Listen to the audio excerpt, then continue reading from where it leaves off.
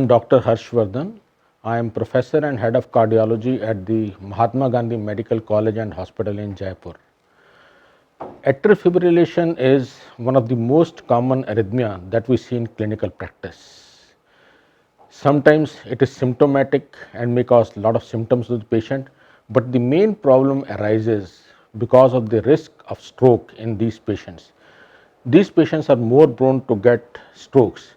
Not only more prone to get stroke, but the stroke is more severe in these patients and associated with increasing mortality. So the aim of treatment of these patients is to give anticoagulation, control their symptoms and try to bring them to the normal rhythm as far as possible.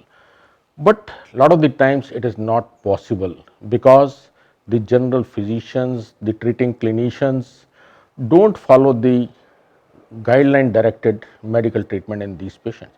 It has been seen in various studies that the use of anticoagulation in patients of atrial fibrillation is not more than 40 to 50%, with the results that the mortality for atrial fibrillation continues to rise even in spite of the treatments being available for these patients.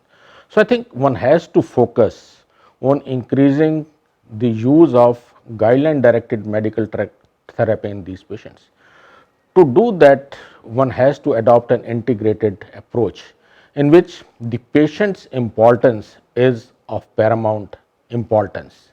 The patient has to be fully involved, educated about the risks of atrial fibrillation and the risk of stroke. And then the atrial fibrillation has to be treated by a multidisciplinary team, which should consist of a cardiologist, an electrophysiologist, a nurse, and any other allied specialist which may be required if the patient is suffering from associated comorbidities. Only 6 to 12% of patients get mortality because of the stroke or bleeding. A lot of these patients have other comorbidities which are responsible for increase in heart failure and increase in sudden death in these patients. And those risk factors also need to be properly managed. And they are usually obesity, hypertension, diabetes, obstructive sleep apnea, etc. So proper treatment of all these risk factors is equally important because these are the risk factors which ultimately lead on to the atrial remodeling, atrial dilatation and more atrial arrhythmias. So I think comprehensive approach has to be there to treat these patients. A lot of research is going on to find out the new pathophysiologies which could be responsible for initiation and perpetuation of these arrhythmias.